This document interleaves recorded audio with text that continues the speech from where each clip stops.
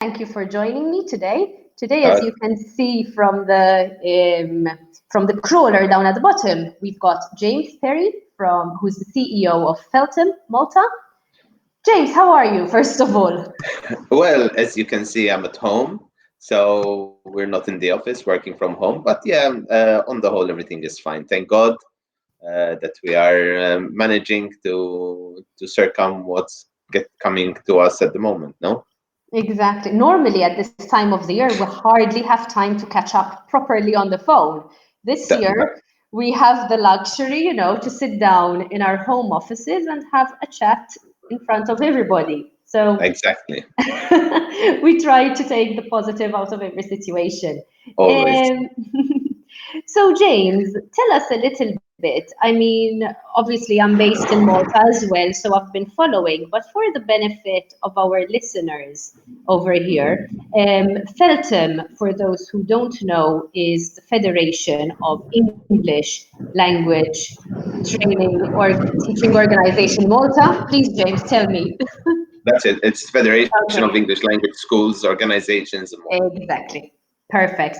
And obviously, as an organization, you've also been hit by what is going on, like the rest of us. Can you tell us a little bit about the situation in Malta and what is the impact that COVID-19 has had on ELT in Malta? Yeah. So obviously, we are no exception to anybody else. Everywhere in the world, the COVID-19 hit the tourism industry in general, more specifically the education industry. As we all know, both the Italian and the French ministers have did specific bans to start off with the education, and then continued on. Something which was in March, yes, February, March. It's a very peak time for us when it comes to Italian and French Of course. customers. So automatically there was a hit in that sense.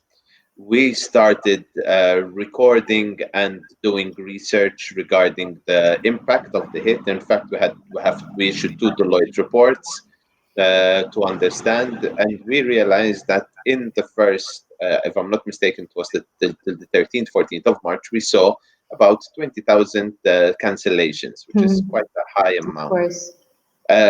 Obviously, the cancellations continued. We haven't done a third report as yet, but the cancellations continued. Now we are in a situation where we have to wait, basically wait. As maybe most of you know, our airports are closed. There are no flights coming in or out. There are no cruise liners. So automatically, it makes the industry at a standstill. Our schools are closed as well. So we are waiting until we recoup.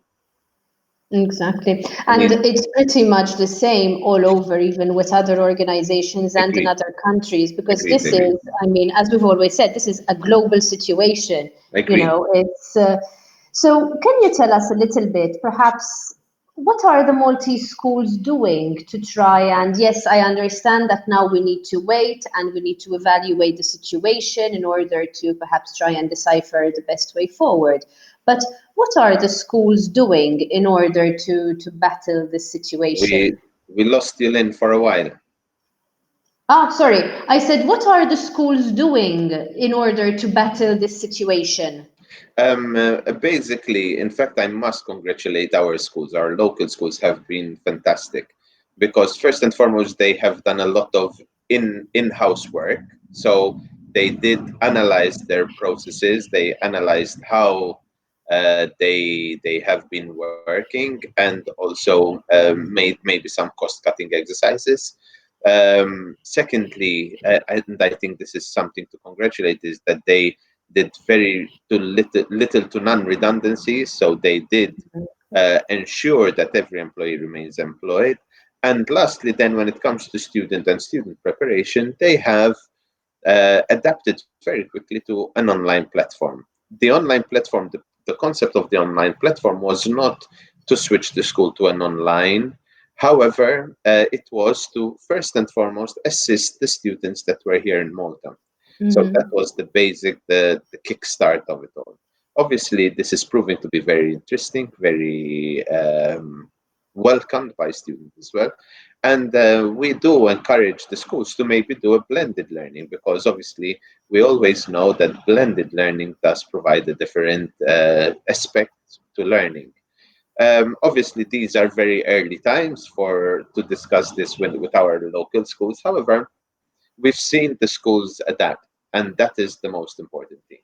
Because in Mhm. order for us to get out of the situation, everybody needs to adapt in their new environment.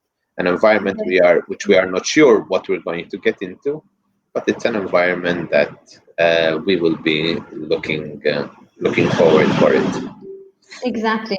And all of this is mostly the unknown. And when you think about it, I don't know about you, but sometimes it feels as if, so much time has passed, when in reality, it has only been a few weeks. So when you Agreed. see the speed at which schools have adapted to this new situation. Agreed. Now, you mentioned something very interesting. You mentioned the idea of blended learning. And I like it, and I will latch onto it a little bit because sometimes we have been seeing a lot of people who have made this idea of blended learning kind of a means to an end. So online teaching has become a means to an end. So do you think that schools in Malta might actually consider having this as a more, as a more long-term thing rather than just, you Okay, know, now this is my opinion Mhm. as an Yes, educator yes, as well, right? exactly. I don't agree that blending learning is a means to an end. Let's start from there. I think blended learning is a means to a new beginning. Hmm. Why? Because we are using the use of technology in order to reach a different spectrum of people. Um, Unlike everybody learns in different ways nowadays in this digital age. We know that learning and blended learning does assist in learning, does help, does aid, and makes it also the fun part, and does encourage students to work and study. So for me, blending learning is a means to a new beginning rather than an Hmm. end. Hmm. Hmm. With regards to a lot of, even I heard it from agents saying, but giving online might be a means for us that we are not here anymore. But That was going to be my next question, in fact. I normally counteract with that. First of all, it is important to know that the school as a school will never cease to exist, because the experience you get in a physical classroom, the experience you get when you're meeting new students from different countries, is totally different from an online platform. Yes, you can have students international, but it's a different feeling. So one does not cancel the other. One, I would say, one assists. For example, Complements, probably complements the other. exactly. For example, Mhm. let's give an example that one can do. If they start online learning before they arrive in the destination, in order to be able to communicate basic on travel. Mhm. We Mhm. have problems on students coming where they don't know any language and they find difficulty in traveling. So it Mhm. gives that little confidence for them to encourage travel. So I think this COVID-19 gave us something, which is the thinking outside the box element. Let us use this time to think outside the box and think about creating these things. Okay, I am offering a course starting is January 2021. In December, you have a 2 week starter course, for example, online, in order to prepare you to come to our island, maybe teach history, geography, games, Mhm. Mhm. whatever. Mhm. But you are utilizing the blending learning system in order to enhance your product and not Definitely. devaluate, but enhance it in a way that they feel more confident. And Mhm. this is my 2 cents on from an educator's perspective. Definitely. Obviously, I mean, I'm a fellow educator by profession as well, so I totally agree with what you're saying. And another interesting thing, I mean, in my years as a school and also as an EFL teacher, because that is how I started many years ago, I used to get, and I know that this is still the case with a lot of our schools, they get students who attend the course for a week or 2 weeks because for whatever reason they can't afford to take more weeks. But at the end, it's always the same thing. I'm afraid that I will lose my English if I don't practice it anymore. So, this Agreed. idea of blended learning is also something that schools can perhaps offer afterwards, after the Agreed. course. Agreed. So, as a kind of as a top up. Something as well that also including in what you're saying is sometimes we see a lot of repeat clientele, right? Yes. I am not exactly know the percentage, but from the research, there seems to be quite a lot of repeat clientele.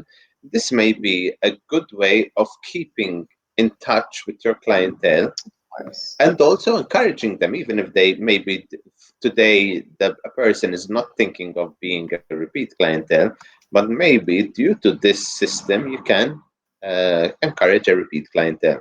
Mm-hmm. So there are various ways that we can look into it, and I must congratulate once again the schools for being so responsive and in such a short time, because we've had schools from 0 to 100% with a fantastic system online within few weeks, I would say a week or two.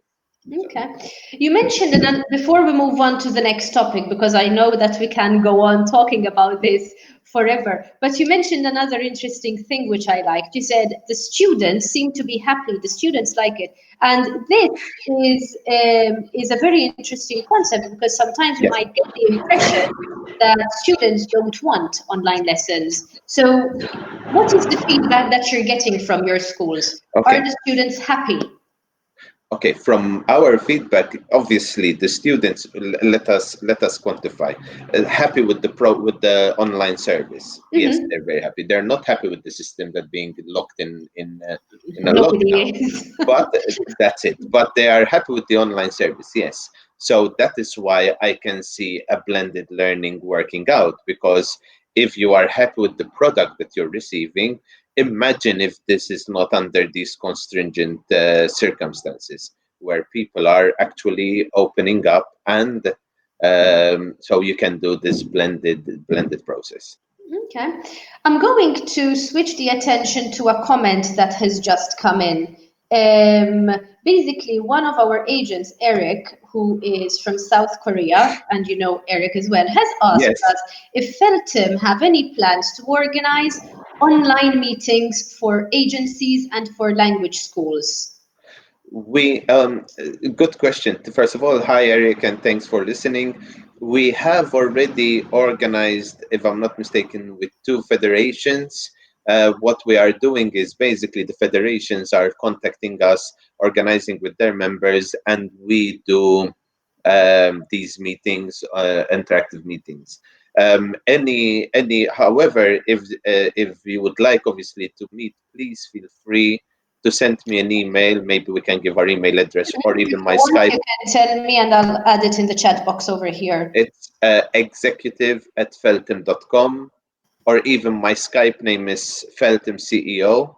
Mhm. Please feel free, and I would love to say hi, and because it was really interesting to discuss and also see the perspectives of what is going to happen soon. Hopefully. Exactly. And any other agents, not just Eric, any other agents who are Oh no, watching yes, this yes, yes. video live or who will watch this video later on when we continue to disseminate it, do feel free to get in touch with James and with the Feltham team. You have the email Yes. address over there in the chat box, and they will certainly help you with anything that you need. So even That's if it. you would like to speak to any particular Feltham schools, James will arrange that for sure. So thank Exactly. you, Eric, for that question. I switched a little bit. I'm sorry about that, but I wanted to address the questions as they came in.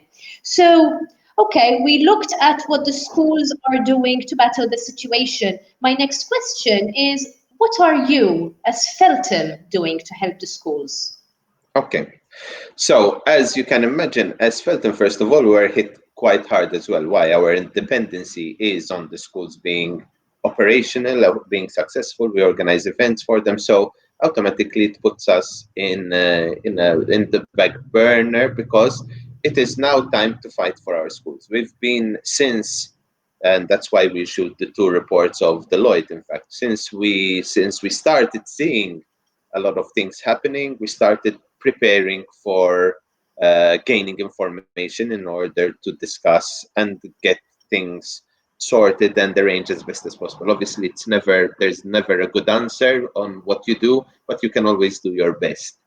I think the first thing we did is have started having a lot of meetings with the ministers and the departments, government departments, in order to ensure that the safety of our schools and our staff members.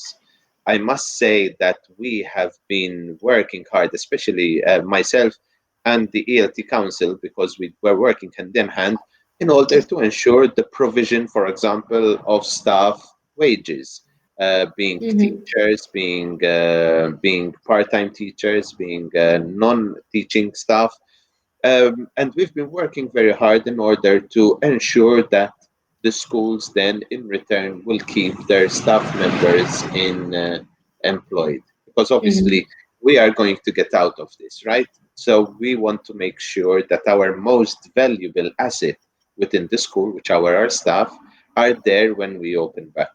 When we open, we must understand that the school is very difficult because there is zero income coming in, so this is important that we Course, understand. of So course.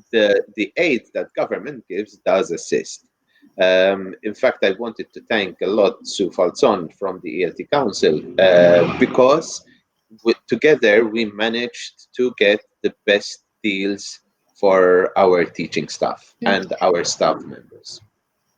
And The, I'll stop you a little bit. I'll pause a little bit on that because I think we are very lucky here to that our ELT industry is being aided because I know that in other countries there are some issues on that. yeah. So Um, it's I must say it's the lobbying part that we myself and we've did as FELTOM, that we worked as I'm telling you, we've been as soon as we got hit the first time, which was around about 22nd of February. I know the date.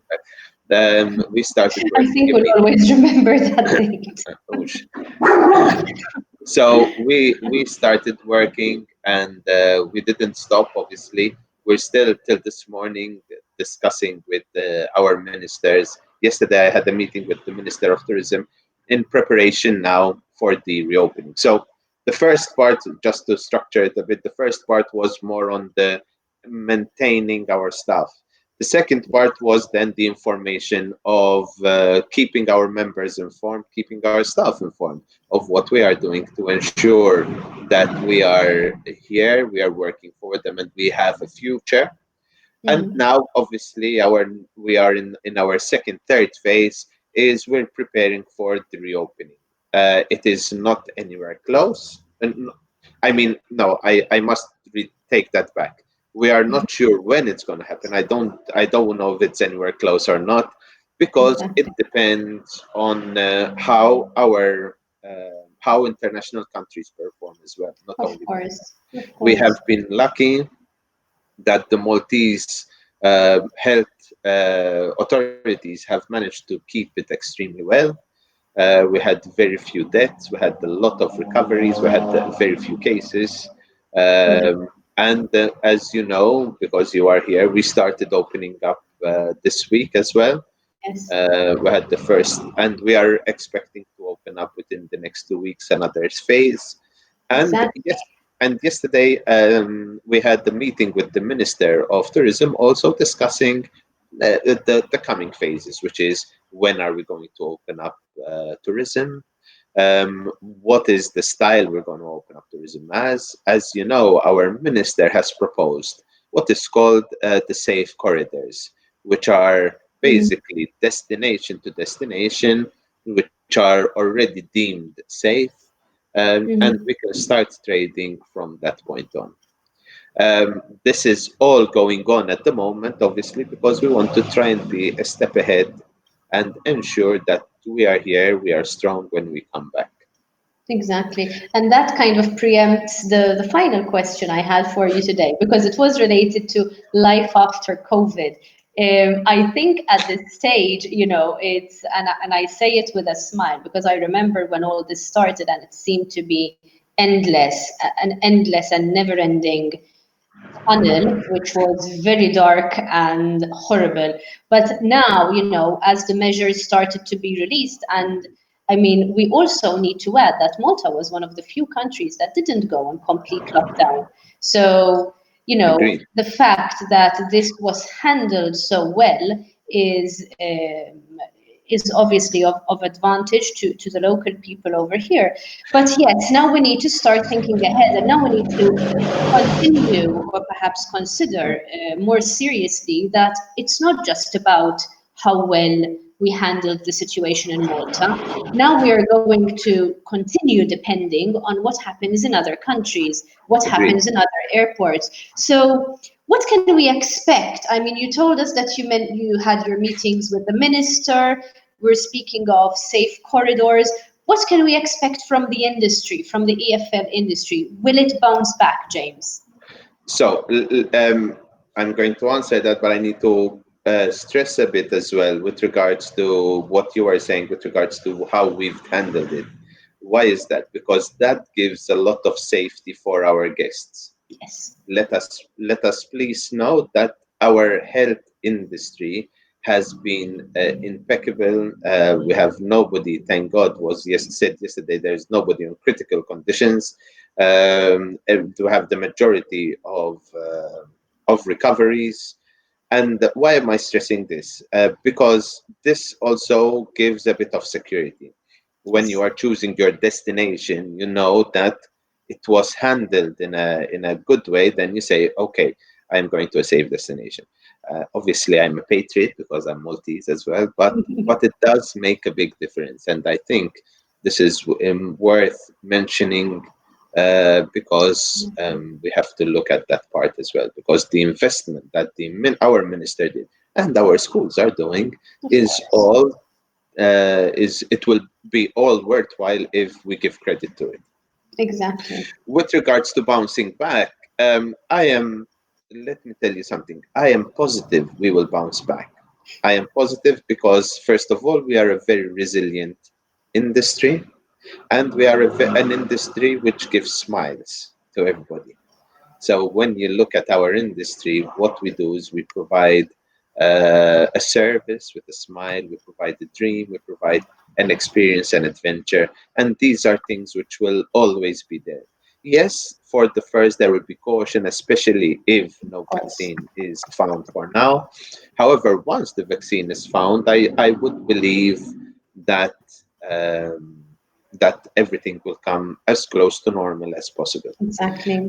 I must say I do not see it happening. Not seeing it happening. I do have a caution on numbers at first because not everybody can afford, especially if Of they course. were hit by the financial side. But this is obviously a temporary thing because the way the government is assisting and the way the information is being disseminated, the care that they are taking. I mean, most of the individuals who would like to travel, I think, will be ready to travel very soon. From my meetings with agents, the agents are saying, yes, they are ready. They are ready. They are already feeling it, especially if they have been in lockdown with their kids for so long. They're even looking forward for these things to open. So And obviously, in an industry like ours, I mean, at this time of the year, we're normally jumping from one airport, flying, not jumping, from one airport to the other, going off from one event to the other.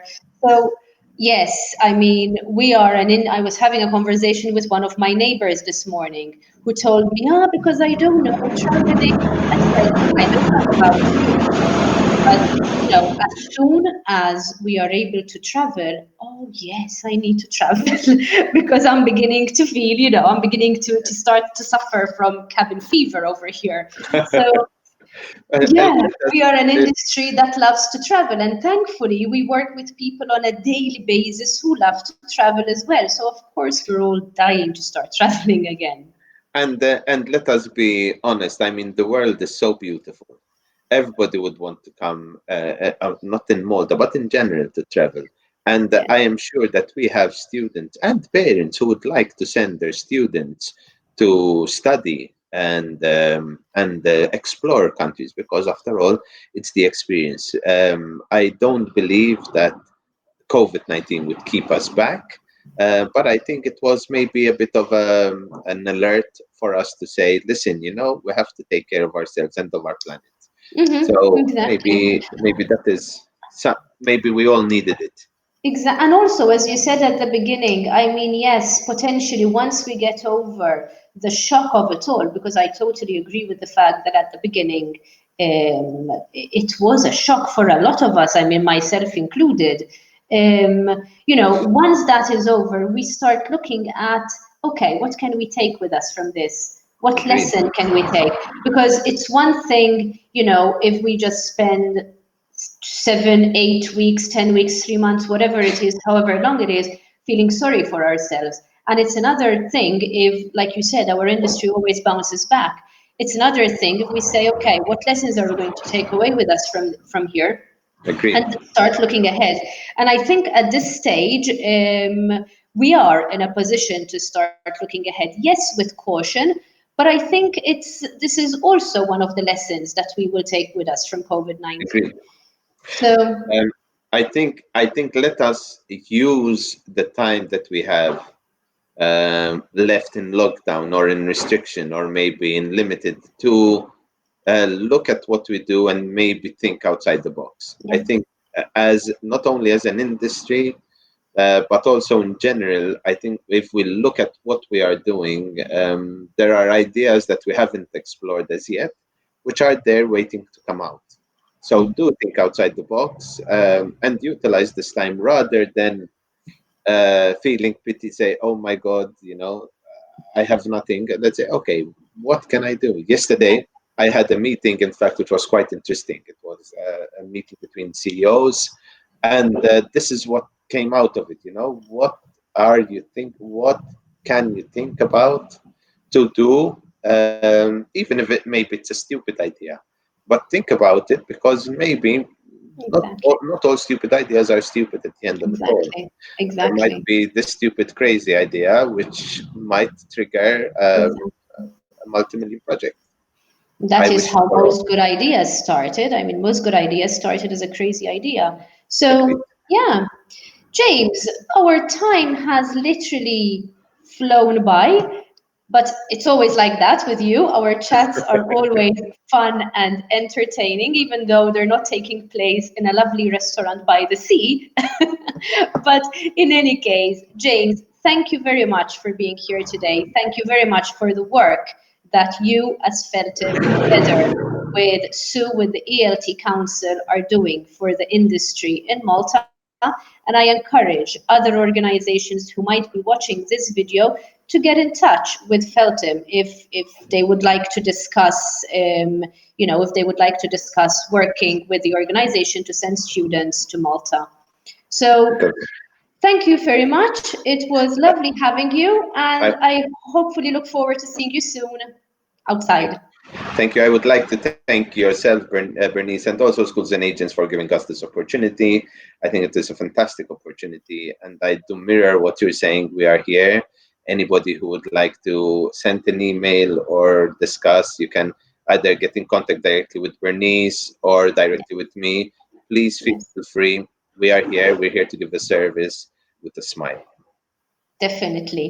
And on that note, and with a smile, we will love you and leave you until next week. Thank you Thanks, very much. Jane. Thank you. See Thanks. you. Thanks Bye for the bye. opportunity. Thanks. Bye bye.